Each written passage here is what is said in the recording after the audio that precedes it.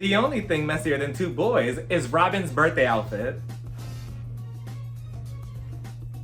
Hey y'all, welcome to my channel. I'm Raphael and I'm here to review episode 9 of The Real Housewives with no invitation to Robin's birthday party of Potomac. So we start the episode off with Ashley and she's changing baby Dylan on the couch and she's changing the diaper and then all of a sudden you hear a squeak and I'm like, oh, that sounded wet. I'm like, are we starting the episode off with Ashley getting shitted on or something? She even froze too. She was like, I'm like, oh, I don't know if this is the best way to start the episode, especially since I was eating while watching this. And then we head over to Karen and Ray's house, and she's just so giggly. She's just like, and I'm like, what is she so giggly about? And then they zoom out, and then again with the foot fetish. I'm like, who's in charge of these scenes and who is in charge of production? Because it's getting suspicious now. First it was Robin and Giselle last week, playing toe fungus and everything. And then now here we have Ray. He's playing with Karen's foot and he's just squeezing it, massaging it. I was honestly just waiting for him to put his mouth on her toe or something and suck it. I wouldn't have mine. But, again, I'm like, Karen, you could take advantage of this moment and, maybe start something with La Dame and maybe call, a perfume or something for your feet. Call it La Foot. Or La Foot Fetish or something. She's just so giggly and she's like, oh, Ray, so I was thinking that, I have 2 dresses now for the wedding. And he's like, 2? Who has the budget for that? What do you mean 2? And she's like, yeah, 2. Don't be silly. Keep massaging my feet. Go ahead, Ray, suck on my toes. Then we head over to Mia's house and she's in the closet. She's going through her wardrobe and she's picking something out. And then she calls her husband. So I'm thinking, she's calling her husband because she's like, I need help. Can you come over and, come in here because I need help with wardrobe and how to pick an outfit. So I'm thinking that, maybe he's outside doing something. Maybe he's at work, maybe he's running an errand. And then next thing you know, he comes out of nowhere down the hallway. And I'm like, wait, why did you have to call him, through the phone if he was just down the hallway? He was probably in the bathroom taking a shit or something. And he probably had to rush over mid-wipe like, yes, honey, I'm coming. I was just thinking maybe she could have just called out to him, but maybe their place is too big. So regardless, he comes into the closet with her and she's like, do you like this outfit, this matching 2-piece? Because I'm really nervous on what to wear with mom because apparently she's having a one-on-one meeting with her mom. And I'm like, oh, I said this in my review a couple weeks ago that I don't know how I feel about that. It's just, it could be a slippery slope with that because you're putting your relationship with your mom. That's one thing you're putting out there in the world to see and on TV in front of all these cameras. But then you're putting your mom, physically, you're putting your mom in front of all these cameras, for judgment and who knows how, the crowd is going to react to her. And I don't know, it was just tricky because I'm like, does the mom know what she's getting herself into? I mean, if she does, okay, but I don't know, it could be borderline, exploitive. But at the same time, I appreciate Mia being raw with us and wanting to share this with us because after all, it is reality TV and this is part of her reality. But at the same time, I don't know, it's kind of like a serious issue that should have been addressed and talked about behind the cameras. And on top of that, she's also worried because she wants to be honest with her mom, but she doesn't want her words or whatever she has to say to her mom to make her mom relapse and, have any type of downfall or anything. So at the same time, I'm like, you want to be honest with your mom, but you're also worried about how she's going to take it. So how honest can you really be with her? I think you have to kind of ease that in with your mom if you really want to be honest. And then we head over to Wendy's house and she's in her room and then she's accompanied by her husband,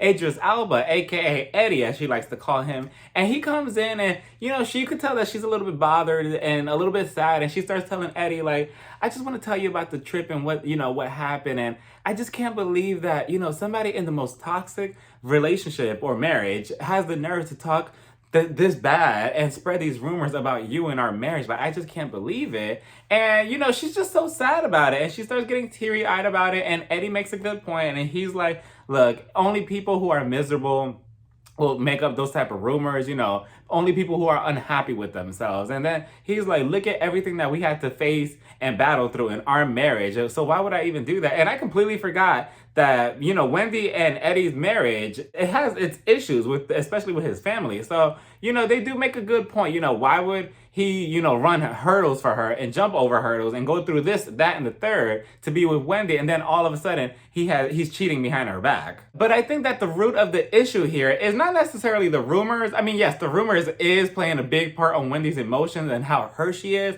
but I feel like she's mourning the death of Giselle's friendship. I really do think that that's really a big priority to Wendy here, and I feel like she's like, wow, like we were really friends. I was really friends with this woman all last season, and I was riding so hard for her, and now she just kind of threw me to the wolves and threw me underneath the bus, and now she's saying all of this about me and especially my husband, so I feel like that's what she's really, really, really taking personally. And I understand, because again, if you're really close with somebody and you're close friends with somebody, and then all of a sudden they turn on you out of nowhere, then, of course you're going to take that as a huge shock and, kind of like a big betrayal. So I feel like that's where Wendy's emotions and sadness is really coming from. Again, the rumor does play a huge part into it, but I feel like she's really, really, really hurt that this friendship with Giselle has to end. I understand that people's argument could be like, oh, Wendy keeps crying about this. Why she continue talking about this? She just keeps igniting this rumor over and over every time she brings it up. Like, maybe she's crying out of guilt, but it's just like, again, you have to understand that if you're that close to somebody and they do you dirty like this, of course it's going to impact you in a big way emotionally. And she also adds in that,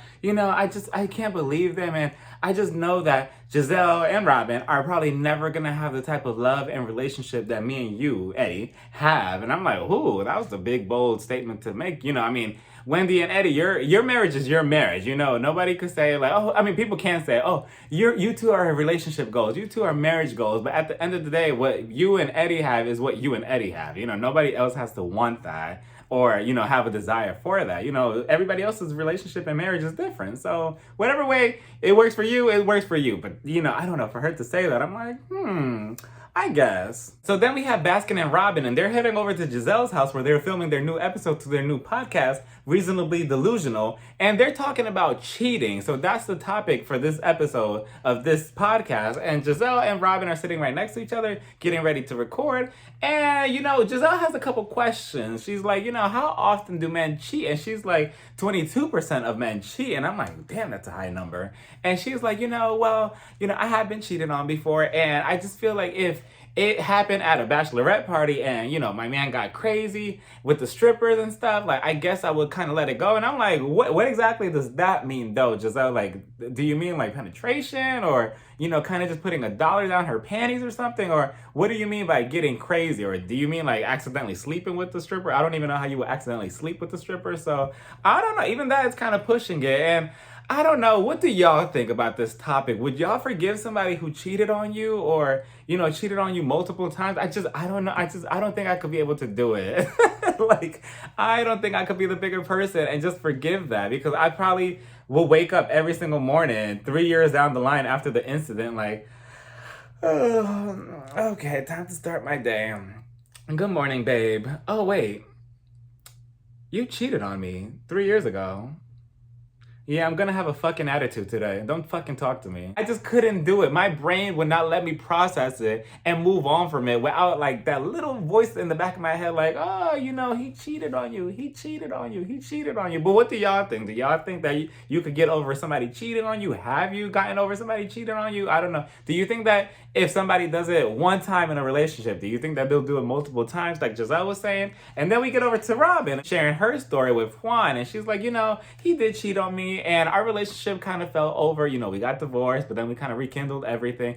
And to be honest, I have actually checked out their podcast. I listened to a couple of their episodes, and I remember, if I'm not mistaken, listening to this one specifically, and Robin went into more detail on the podcast, and she was basically saying that she was with Juan when he had nothing, when he was a nobody. And then when she kind of like slowly built up, with him, that she's like, well, I'm not just going to let this man who now I kind of not created, but kind of, backed up, to this amazing creation. Now let him be available to all these women when I'm the one who held his hand the entire time. So I'm like, oh, I don't know. That's also a tricky slope. And well, I find it funny how Robin was like, oh, I'm not gonna let any man, make me cry, or I'm not gonna take shit from anybody. But I'm like, wait a minute, hold on, Robin, because you've been used as a diaper these past couple episodes by Juan, because you've been taking a lot of shit from him, and he's been calling you X, Y, and Z, and you have nothing to say. But let it be Wendy, and then all of a sudden it's just, wait a minute, what the fuck do you mean? But let it be Juan, and he calls you this, that, and the third, and you're like,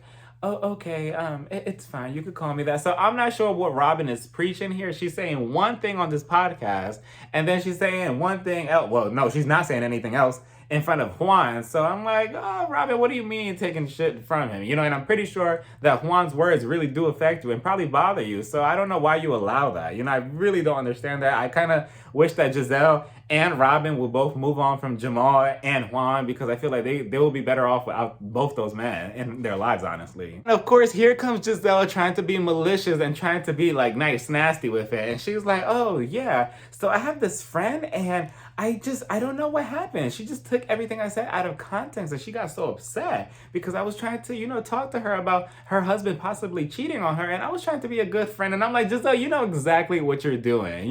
She's trying to sugarcoat the shit as if she came off to Wendy trying to be nice. No, you came at Wendy pointing fingers. You were not trying to be nice or, called Wendy off of the cameras or outside of the show to kind of tell Wendy, like, so Wendy, what's going on with these rumors? I just want to hear it out of your mouth. And we're not filming anything right now, so it's just me and you. So let me know what happened. You didn't come at her like that. You put her on blast in front of the cameras. You put this for everybody else to talk about it. So no, you were not being a good friend. And then Robin, here she is like, oh yeah, some people react really differently. Everybody's different. I'm like, Robin, like, both of y'all stop it. Then we get over to Candace and Santa Claus's house, and they're sitting in the living room talking. Candace is telling Chris that she has a TikTok music video that she needs to film in 2 weeks to her new song, The Last Teardrop on the Corner of My Eye. And she's basically telling him also, she brings up the whole trip, she's basically telling him, Chris, so at this trip, it got a little funny, Giselle tried to get a little bit messy, and she basically said that you were trying to ride off of my coattails, and I had to shut it down because I didn't like it, but I'm very curious to what you think. So what do you think? And Chris was probably just shaking his beard. He was probably just sitting there like, fuck. They're onto me.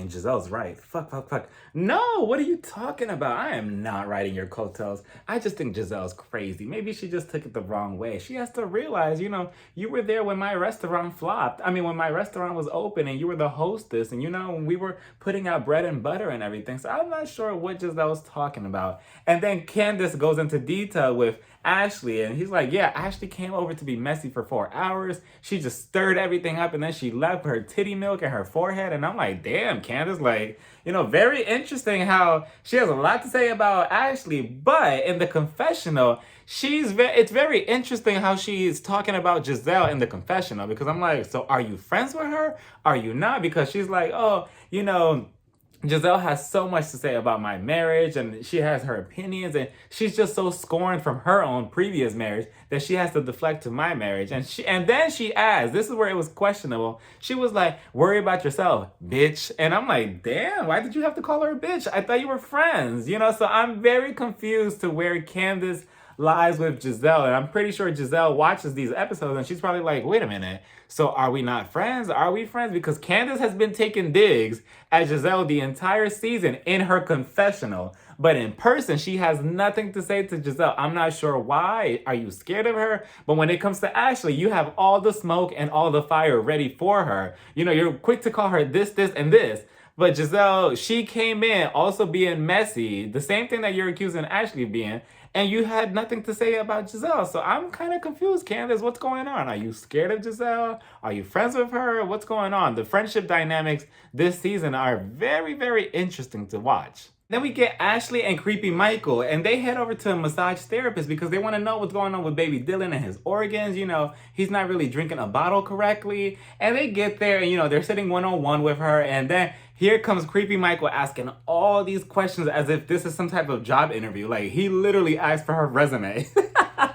He was just basically saying, "Oh, so what exactly do you do again? What's your bra size? What's your shoe size? Are you down to have a threesome with me and Ashley? What are you doing tonight? What's your favorite color? Do you like the Powerpuff Girls or what's going on here? I mean, I want to see the credentials. I mean, who are you really? You know, are you even married? Are you single? Are those your natural roots?" He was just asking her so many questions. If I was her, I would have been like, "Sir, I need you to kindly shut the fuck up and either give me the damn baby so I can inspect him or get out." Because he was doing way too much. I'm like, Michael, who are you? Like, to be asking anything. I mean, I guess, you know, he maybe he just wants to be overprotective. And Ashley's probably just sitting there like, honey, shut the fuck up. And is it me? But, you know, I don't know anything about being an expert on how to hold babies. But when the massage lady grabbed the baby Dylan, and she was just like, come here, baby Dylan. I was just kind of scared the way she was holding him. I mean, she was just like, okay, I'm gonna put you in a chokehold right now. Okay, all right, can you feel that? Okay, I'm gonna lay you down. Okay, are you ready for this elbow? Like she was just doing a lot. She was literally spinning him like he was some type of roulette or a steering wheel, just like, oh yeah, here you go. And then she was like, okay, I think he's dizzy enough. Here you go, Ashley. Like, I don't know. I mean, that's how I feel when people hold babies. I'm like, oh my God, are you gonna drop them? Are you gonna drop them? Like, be careful, use both hands. So then to add insult to even more embarrassment that Ashley already felt in that office, when they leave the office and get in the car, as Michael is driving, Ashley has a couple questions for Michael. And she's like, so when I was giving birth, were you looking at my vagina? What was going on? Like, tell me about it. And Michael's like, no, I wasn't looking at your vagina. I was looking at our child, you know, being birthed. Like, I'm not sure what you're talking about. Ashley, we all know that he wasn't looking at your vagina, but if it was a booty hole. And then Ashley further asked, so wait, are you attracted to me? Are you like physically attracted to me or sexually attracted to me? Like, what's going on? And he's like, yeah, you know, I am. And then he had the nerves and the audacity to come out of his mouth and say, yeah, I'm still turned on by you. And the fact that, you know, you're kind of losing weight and getting back into shape, that's even better. You know, you're not that big. And I'm like, damn, Michael, like, what?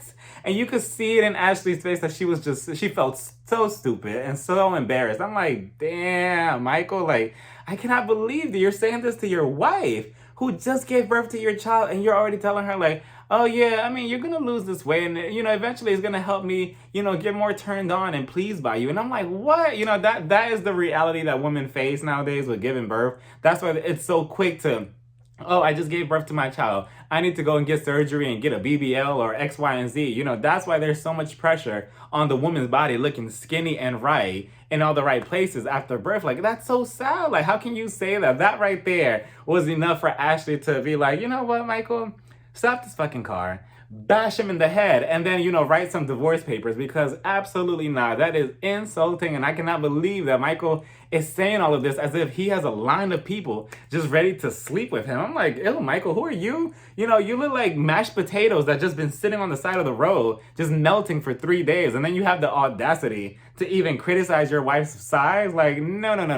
But at the same time, Ashley's been letting him make a fool out of her the entire time, season after season after season. So this doesn't really surprise me, and Ashley continues to let this horrible behavior by Michael continue on instead of, you know, calling it quits. So then we get this scene with Robin and her child on the couch, and he's just snuggled up in the blanket, and then Robin proceeds to tell him that, oh yeah, I need a life coach, you know, mommy's not doing well, and I feel like I need that right now because I'm not in the right headspace. And I'm like, Robin, first of all, why are you talking to your son about this? You know, I did not understand that. I'm not sure at what point Robin woke up that day and was like, you know what?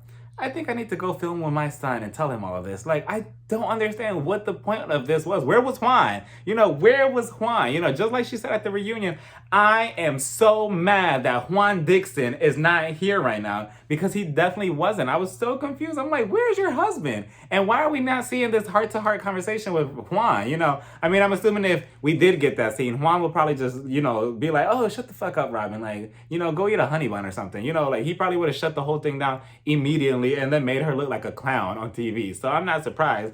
But I don't know, for her to be telling this to her son, you know, kids are not dumb. You know, Robbie, kids will pick up on anything, and then he might, you know, he might develop some type of stress and be like, you know, I don't want to ask mommy for too much.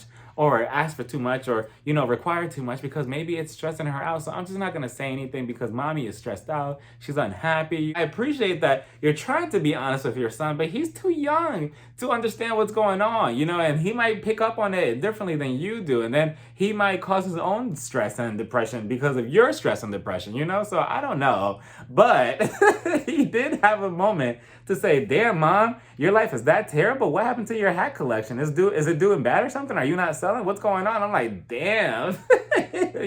But that's what she gets because she wanted a conversation with him. But kudos to Robin for actually taking the steps to actually call a therapist or a life coach to try to get help, instead of always prolonging it, because that's what a lot of people do nowadays. They're always like, yeah, I need help. Yeah, I need a therapist. Yeah, I need so-and-so. But they kind of put it on the back burner. And I appreciate Robin putting that on the forefront.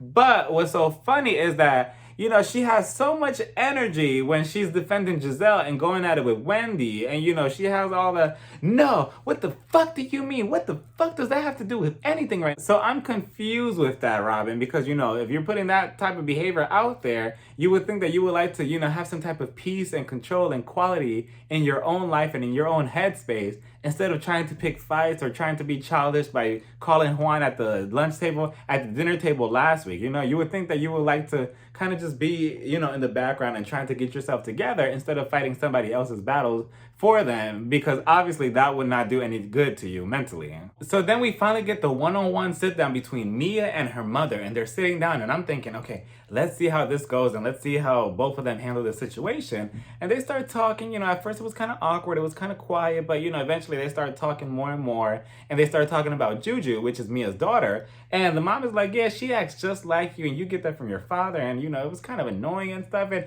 you'd be surprised how many parents, specifically moms, really look at their child like, oh yeah, you're just like your dad, you act just like him, or you look just like him, and it annoys me sometimes, and somehow they start feeling some type of resentment just because you look like their father or you act like their father. You have qualities similar to their father, somebody who they kind of fell out with and don't have a good relationship with anymore. So I was actually surprised. I was like, wow, okay, so she's being honest with it. And then Mia's like, so what happened with daddy? Like, what happened? Like, what's going on with that? And the mom is like, I don't really feel like talking about it. But eventually she let her walls down a little bit and she kind of started talking about it. And she's like, do you remember when you got third-degree burns on your skin when you were trying to pour something and then it poured all over you? And they called me like, oh yeah, you got burned. And I'm like, wait, your dad's at home. What's going on? So then when she got home, she found the dad in the basement with another woman. I'm like, damn, like that is so terrible. And that was basically the domino effect to her finding the life of drugs because of him. And then she was just so depressed and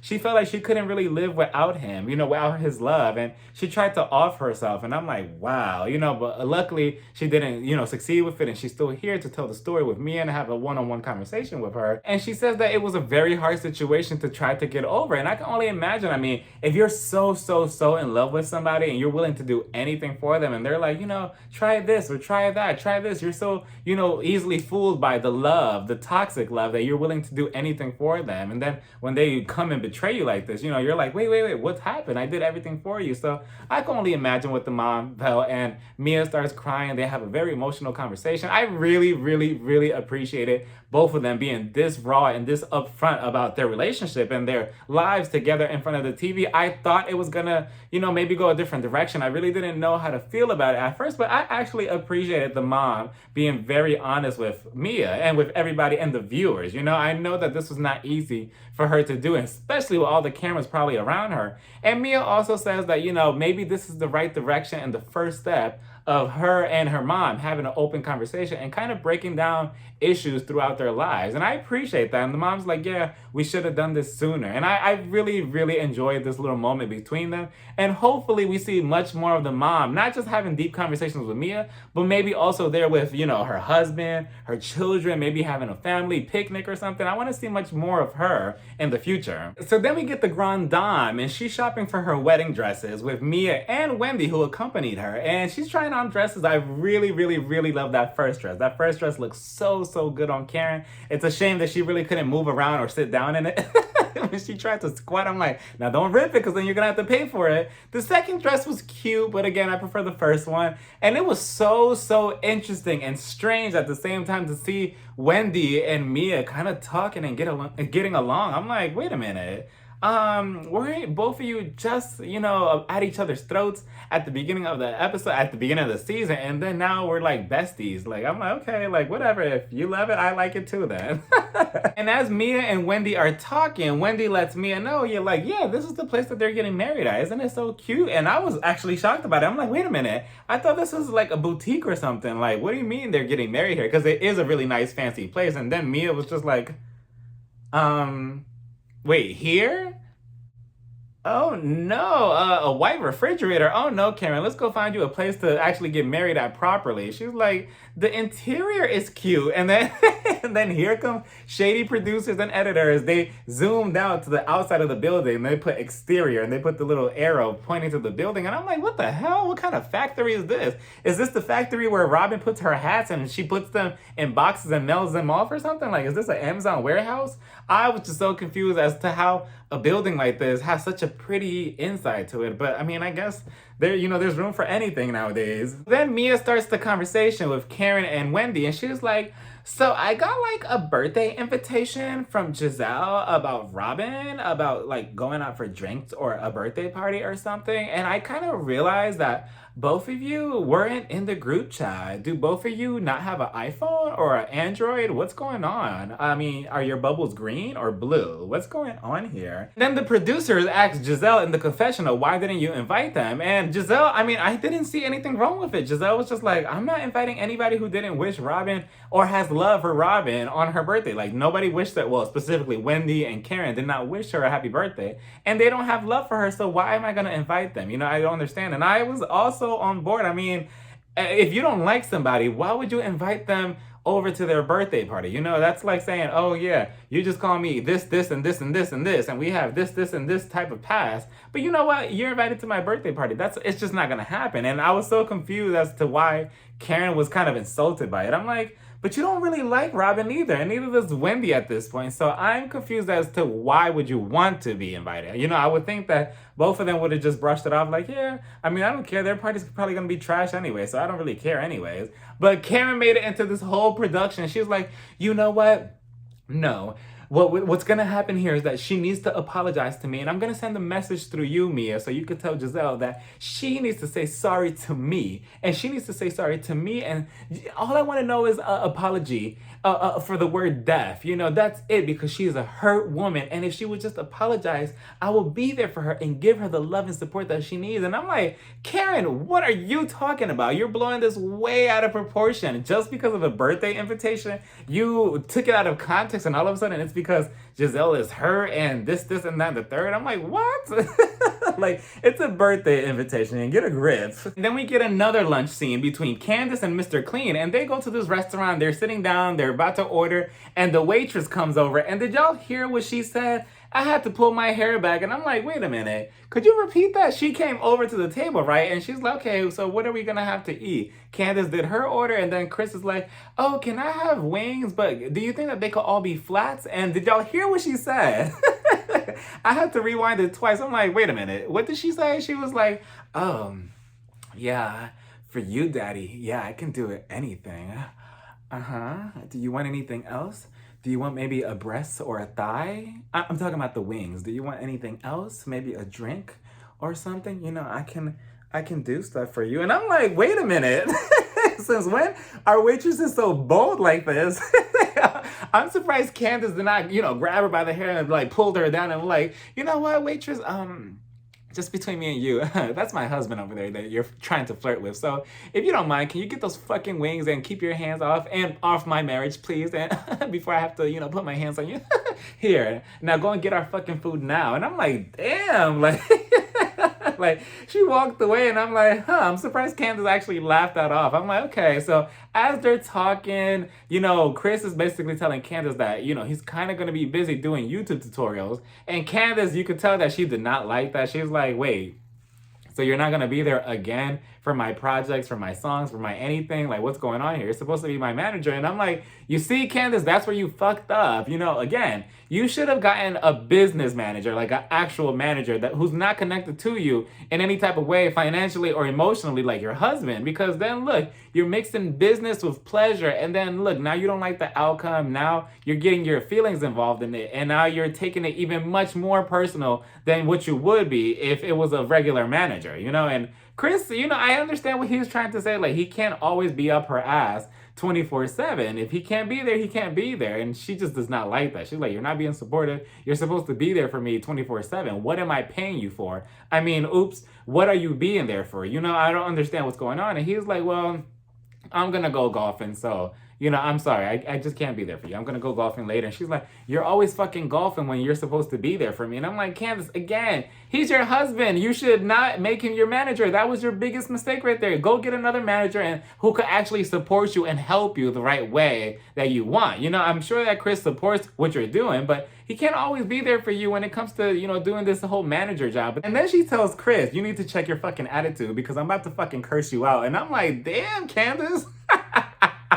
I'm like, what did Chris say? I mean, I don't know. Did y'all catch something that he said disrespectfully? I didn't think that he was, you know, saying anything with an attitude. I just don't think that she likes, you know, hearing no or hearing anything but what she wants to hear. You know, Candace, she has a tendency of acting like a spoiled brat at times. And I'm like, the old Candace, as people like to call it, is rearing her head in this episode because I'm like, you were doing good up to this episode. And now you're kind of going back to your old ways, Candace.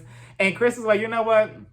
I'm not doing this. I'm not gonna even eat. You know what? I'm going to Applebee's. Goodbye. And then he gets up. He's like, fuck this shit and fuck your music career too. This shit's not going anywhere anyway. You're not even gonna make the top 60. So goodbye. And then Candace just stays there. And then of course, we get introduced to the 8th housewife again. I just want him to support my music and my music career. And I don't get what's so hard about being my manager. Now I'm left here with all this food here and all these wings and I haven't even touched them. Is that a fly? Is that a fly? Oh, I just don't understand what's going on here. Can I get some Blue Ranch, please? Yeah, I don't get it. I mean, he has such a fucking attitude, and I was about to curse him out a second ago, and I just don't get it. Can I have a to-go box? Make it 2, thank you. And the check, please, thank you. And did y'all also notice our favorite waitress came back, and she put the check down, and she was like, thank you. She probably told Candace, like, you see, you ran our man off, and now he left, and we both could have had him, and now, because of your mouth, he left. And then as Candace is leaving, she's like, wait a minute, how come I have to pay for this? Candace is hilarious. And then she leaves and she gets in the car. She's like, I was about to curse you the fuck out. What's wrong with you? And then Chris is like, well, it wouldn't make any difference to any other time. And I could just tell that both Chris and Candace call each other everything in the book when the cameras are not on them. You know, like behind closed doors and at their home when they're not filming. I can only imagine the arguments and how they both really get with each other. Then we have another lunch scene between all the women, this time for Robin's birthday. Giselle was the first one to show up, and I'm looking at her outfit like, what is she wearing? She looks like a cheetah going to prom. I don't understand why she had the jewelry. If she would have just took the jewelry off, she would have looked nice and maybe took off the leggings or whatever that black thing was on underneath the dress. And then, you know, just left the dress there and it would have looked nice, but I don't get Giselle. You know, I feel like at this point she just does it just to do it and she's probably just trolling everybody. She's like, oh, I already know that everybody makes fun of my fashion, so I'm just gonna wear these crazy outfits on purpose to get people talking. I don't really think that she purposely, or maybe, I don't know, I mean, I will hope not, that she doesn't actually, you know, dress like this on purpose. But regardless, she's there, she's getting everything ready. One by one, all the women start arriving at the restaurant, and I'm like, damn, what is this, a fashion show? Did the producers ask all the women to walk all the way from the other side of the street, all the way over here in slow motion? I mean, they were just like they were catwalking to that restaurant. And then they asked Giselle, so, I mean, is somebody missed here? Is somebody missing here? You know, speaking of Karen and Wendy. And Giselle's like, are they really missed here? And then Escala, because Escala actually showed up to the scene, she's like, you know, Wendy actually spoke very highly of you. She actually really liked you. And then Giselle's like, yeah, that's why I was confused of everything that happened. I'm like, oh, Giselle, okay at this point. And then we have the birthday girl come in. We have Robin, and she shows up looking like a to-go plate with the aluminum foil shirt.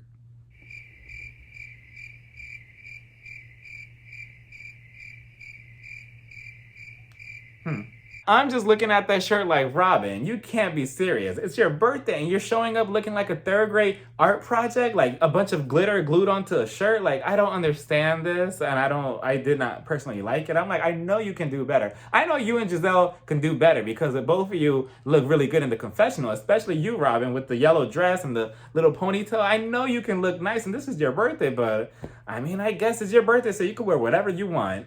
As Robin gets situated, they all start eating and drinking, and then Giselle brings up the conversation to Ashley, and she's like, so Ashley, did you add hot sauce to this whole situation with Wendy? Because I feel like you ignited everything. And Ashley's like, no, I didn't do anything. I literally just had an honest conversation with Wendy, just asking her, like, this is not a, taking a jab at you or anything. And I'm like, Ashley, you're full of shit. You know what you were doing. You were trying to be messy, and that's what caused this whole situation to spiral out of control. So stop it. Save the BS. We all know what you were doing. Her excuse is that she was just trying to ask Wendy about her intimacy with Eddie. And she's like, if I was trying to be messy, I will own up to it. And I know when I'm being messy. And then Candace from the end of the table, she's like, no, absolutely, that hoe did. And I'm like, I'm like, now why did you have to call her a hoe, Candace? Why did you have to say that? And then Ashley's like, excuse me? And Candace is like, yeah, I called you a hoe. And then Ashley's like, why are you calling me a hoe? And she's like, because I can. And then Candace in her confessional, she's like, that filthy milkmaid. And I'm like, my goodness, Candace, like, what's going on here? Candace, when somebody pisses her off, she goes for low blows. And she does not see it for Ashley. And then she starts body shaming her, saying, you bought your big wide ass, your big wide body ass over to the trip just to ruin it. And I'm like, wait, Candace, like, what is going on here? She just gave birth not too long ago, and you're calling her wide? Same thing for Michael. Both of you are in the same position right now of criticizing this woman who was pregnant, and now both of you are like, oh yeah, you're big now, and you're kind of not skinny anymore, so ew. I don't understand why Candace was coming at Ashley that way. Out of all the things that you could call her, call her a bitch or something. Call her something else, but don't call her wide. For what? She just gave birth. I was like, oh, Candace, you were doing so good this season up to this episode. And then now I'm like, here we go. And you could tell that everybody was kind of caught off guard with that comment, because even Giselle was like, wait. No, she's not wide. What are you talking about? And Ashley's like, oh, so now you're body shaming me. And then Candace, I don't understand what she was trying to point out, because she was like, I'm not body shaming you. I'm just saying that you have a big wide ass and a big wide body, and you have a big face and a big forehead. And I'm like, Candace. Like, I was just like, Candace, you're doing way too much. Like, relax. Like, I don't understand why you were so upset with Ashley. And again, just like you said earlier to Chris when you were talking to him, oh, yeah, Ashley came over to be messy, and you have all this energy for Ashley, but Giselle's sitting right there in front of you. And she basically did the same thing that Ashley did. She kind of just did it a little bit, more in disguise. She just gave birth to a child, and she may not be as skinny as she was before, and you have a problem with it. And on top of that, you have a problem with her, for some reason, having breast milk, or the fact that she can make milk for her child. Like, what's going on, Candace? What's the problem here? Again, maybe she'll realize it one day in the future that the words that she used against Ashley were wrong, because she's going to be put in that same situation one day. Maybe. And that was the episode, y'all. It was kind of left on a cliffhanger and another random to be continued. I'm like, my goodness, what's with the production and these to be continued? Just let the episode play out the way it has to. But that's that, y'all. That was the episode. Let me know what y'all thought about this whole episode as a whole. Don't forget to like, comment, and subscribe. And you can follow me on Instagram, Twitter, and TikTok. Bye, y'all. Mwah.